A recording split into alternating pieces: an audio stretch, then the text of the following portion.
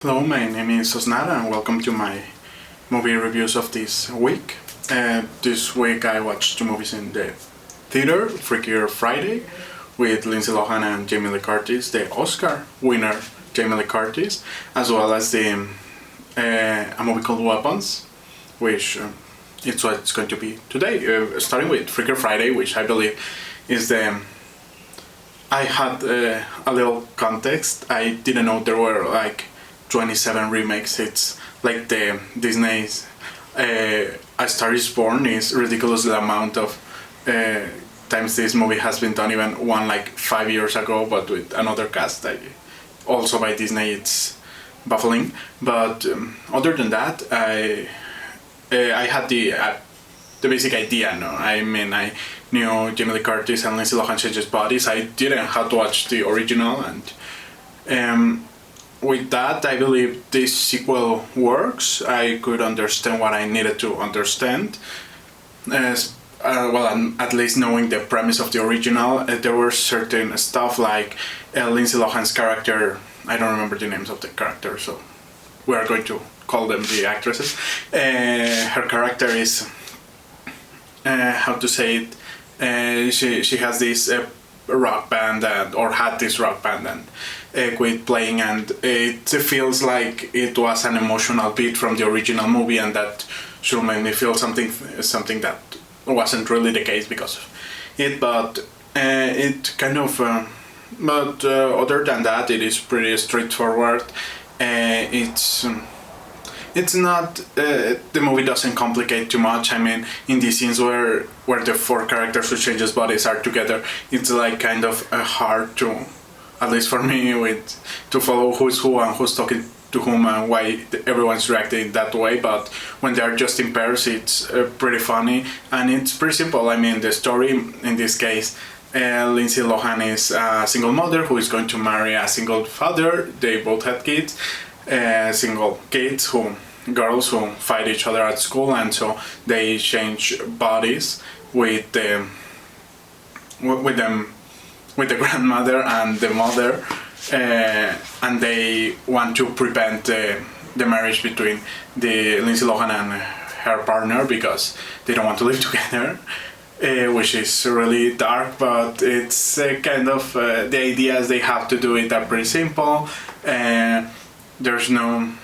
There's nothing really deep or like complex on a plot level. Actually, everything is really straightforward. So you are just kind of skimming the events at the beginning. It's like the fun and games part. There are certain things that happens to me with this kind of comedy movies where the fun and games part, just after the inciting incident when they changed bodies, they start just like having fun and they don't move the plot and they don't have an objective, and I'm like just passively watching them do things that are for the most part funny, but I would like to have I think they could make it a whole plot focus movie and not leave the characters to give them the actions they do some purpose on the plot side, because and the character, it's a really compelling movie. I mean, it's melodramatic, it is borderline parodic at some times, but it's truly funny. The characters are different enough in their own way and with their own quirks so that you can understand them and have fun, like watching them interact with each other. And at the end, the plan they have is to positively fuck the mother's life, Lindsay Lohan's life, so the stakes at the end are pretty high, and the emotional backlash they have and how they hit each other is in that regard pretty intense, and due to it I believe it works amazingly.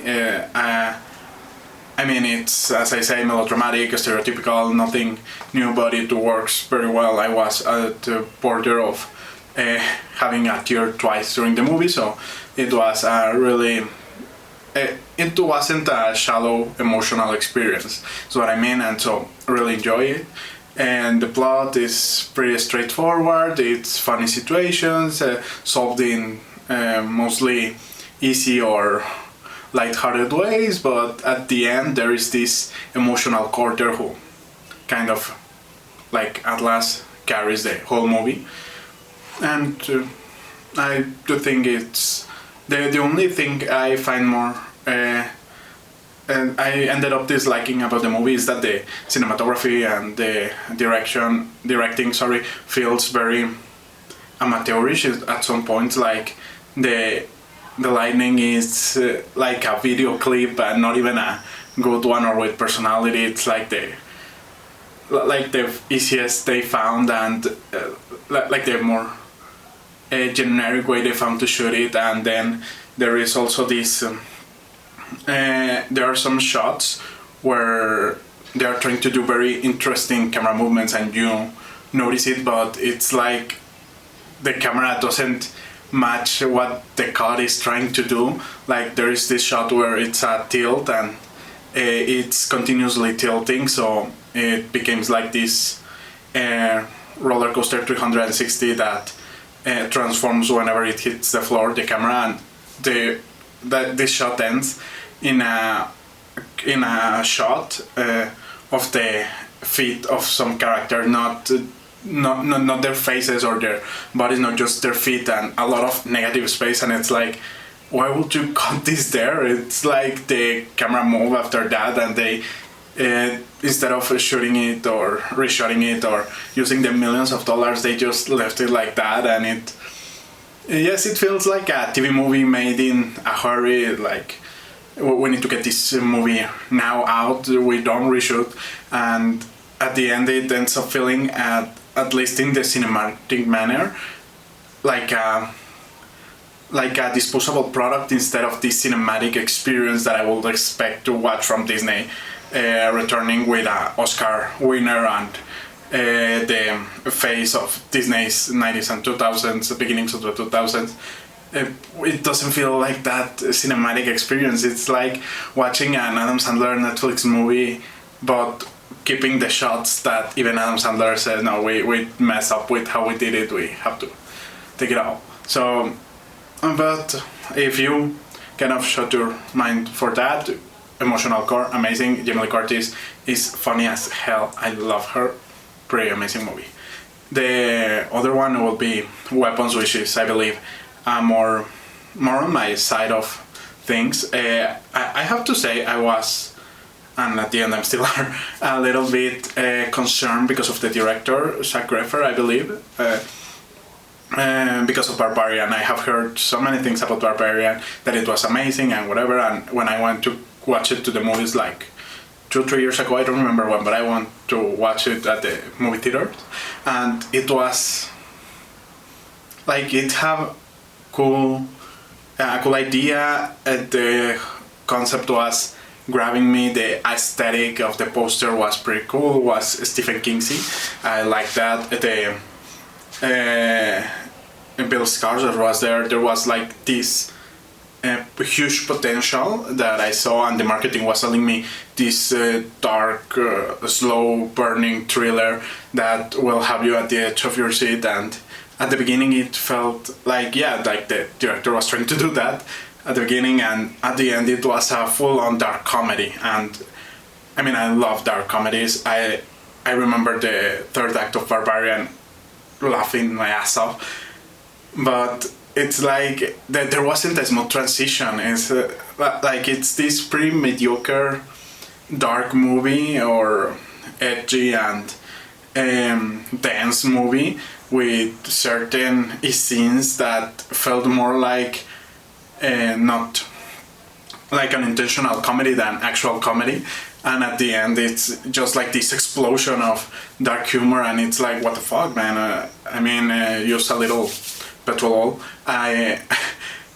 It was really abrupt, and the thing I couldn't, and to this date I can't understand about Barbarian was the fact it has two beginnings. Like at the middle of the movie the story just ended and we get to know another character with another subplot and with a problem of his own that will never be resolved, and it gets to the plot and then the movie returns to the original plot. But it's like that, and I mean, it's like a full-on new movie. It's a different tone, a different visual aesthetic. Now it's like a more light-hearted version. You don't know where in time this is happening. It's like just... It was just not the greatest idea, I believe, to kill all the momentum you were generating and replace it with this guy suddenly appearing and having the drama ignored and talk over the phone for like 5 minutes, like what the fuck. But I have to say that in Weapons, all these flaws, on my point of view, flaws of Barbarian, here are like 10 times over. It's 10 times worse. This movie was pretty cool. I love the trailers. The trailers were looking like it was a dark, slow-burning, dense movie with dark and edgy and hard themes and really like an impactful, like something atmospheric, maybe like Long Legs, something like that. And I was pretty amazing. I was pretty fucking in. The trailers were amazing. The aesthetic, the iconography of the kids running like Naruto was so ridiculously but so funny. And with the title, in the original title, the Spanish title is horrible, but the original title, Weapons, it makes a complete sense watching just the trailer, and you can kind of piece out over what type of or what will the story be going to. But everything crumbled once I started watching the movie. It's like again, it's at the beginning it promises this dance and has really cool imagery and iconography, as well as cinematography. There are some shots where everything is like so well composed, and the illumination is contrasting, and it's like, oh, amazing, this is pretty aesthetic, satisfying. And others that it's all just like a so exposed blob, and the same happens with the tone. It's like there are some scenes that are really dark. At the beginning they don't show the face of the teacher, which makes it feel more dark and ominous and everything, and it's going, but then there is scenes start being more funny than scary, or more funny than tense. They start watching like a clown lady appear in the woods for no reason, and then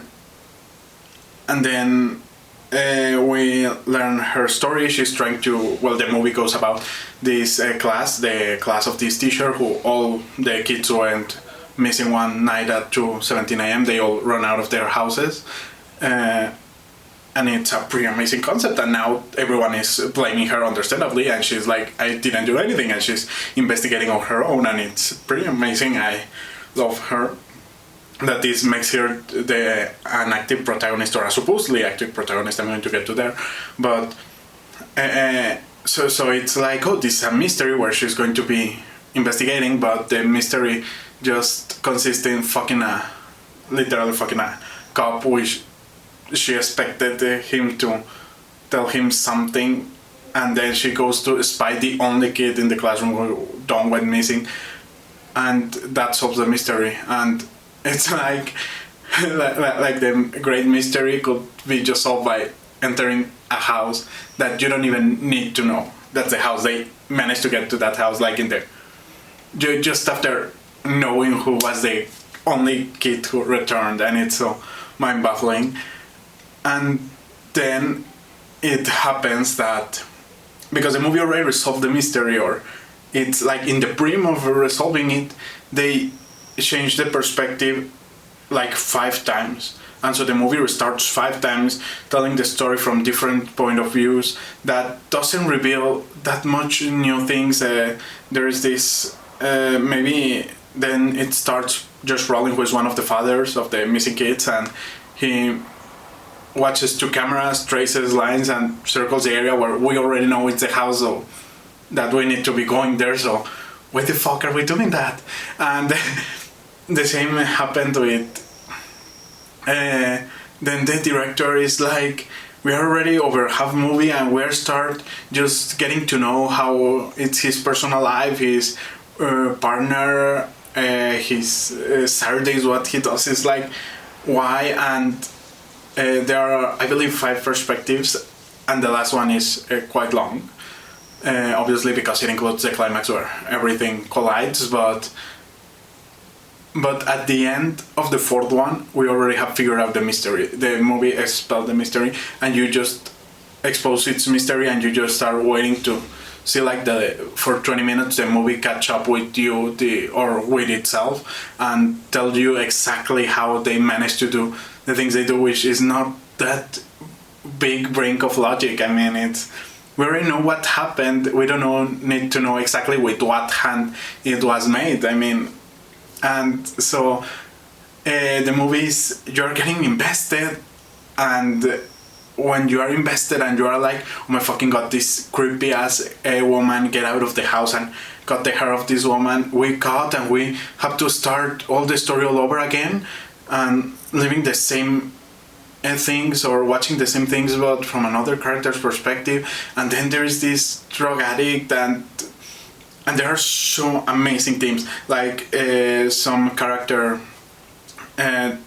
is also, the movie has this, they have to tell you everything and make it really clear when it was already obvious and you can infer it with, like, someone writes witch in the car of the teacher, and then you see person talking and grabbing a red bucket of paint, and you have to see it like 7 times, and then you have to see it just after watching the witch, and it's like already you could leave it a little more subtle.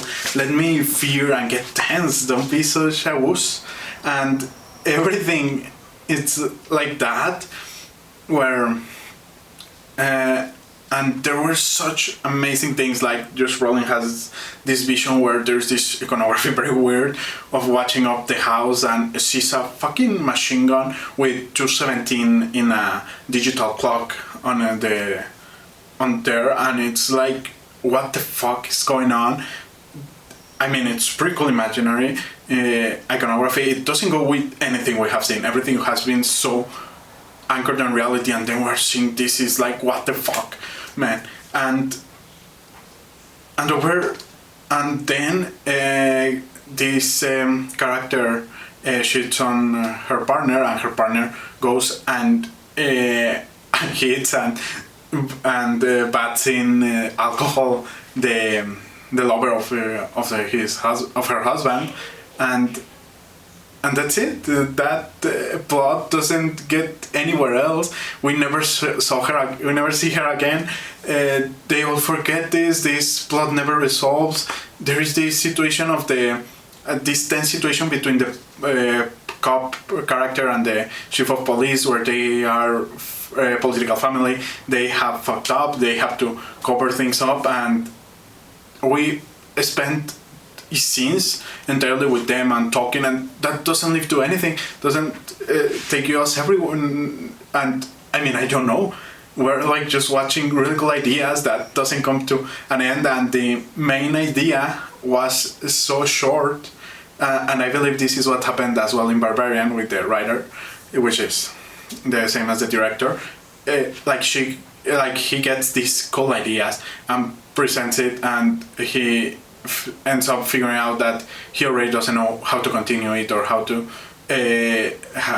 use it, and so he starts adding new characters, new subplots, new scenes of people just talking about things that doesn't have to do with the plot, so that he can patch the middle of the movie and get to the 3rd act. And it's like, man, you're wanting to you're making short films in the length of a feature movie. Like, there's a lot of thing without substance, without purpose, that it's just there, and and I believe people, I don't know, I don't find the magic on it.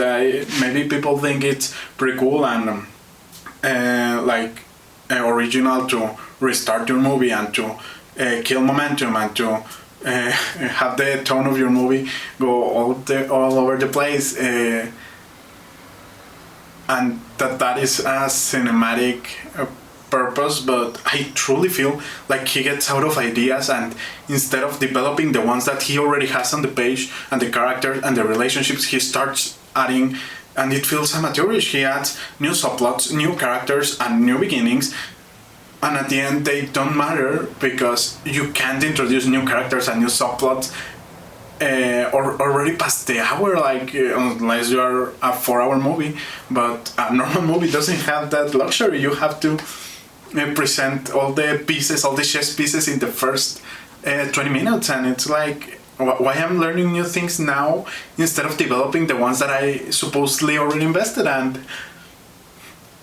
And it's such a bummer. The iconography, it's amazing. The actors and actresses do an amazing job. It is creepy. It is kind of disturbing sometimes. Other times it's so funny. It's a very dark humor movie on the third act. Before that, it's just involuntary comedy. But I mean, it has a lot of potential. I love the premise, and I really hope this director and writer-director learns to write full-length movies and can find a way to merge these two tones that he obviously likes and wants to mash up, but not just jump from one to the other in a hurry, like transition me through it, like take me one then back, and like a back and forward. And I believe there is a lot of potential. There's a lot of cool ideas in his mind. And I believe this is a bigger thing than him. We need in the industry the idea of writer directors. And right now, I believe it's getting so over the top, where everyone wants to write and direct its own movies. And it's like, I believe that's something we should learn from old Hollywood, where maybe I am a director, I had this idea, I present this idea and pitch it, but I need someone specialized in storytelling to make it something that works, instead of me, which I specialize in the transforming storytelling into images, trying to construct a storytelling when clearly that's not my strength. But we just can hope. And if you like this channel, you would like to support me, please check on Amazon. My short, you can find it on Amazon. I will leave the link in the description. My short story, Give Me a Hand. It's about a man who can attach parts of dead bodies and use them as its own. And if you could buy it, or you can get it for free on my newsletter, on my page, you can also get it there. And if you could leave a review on Amazon, that would be truly amazing.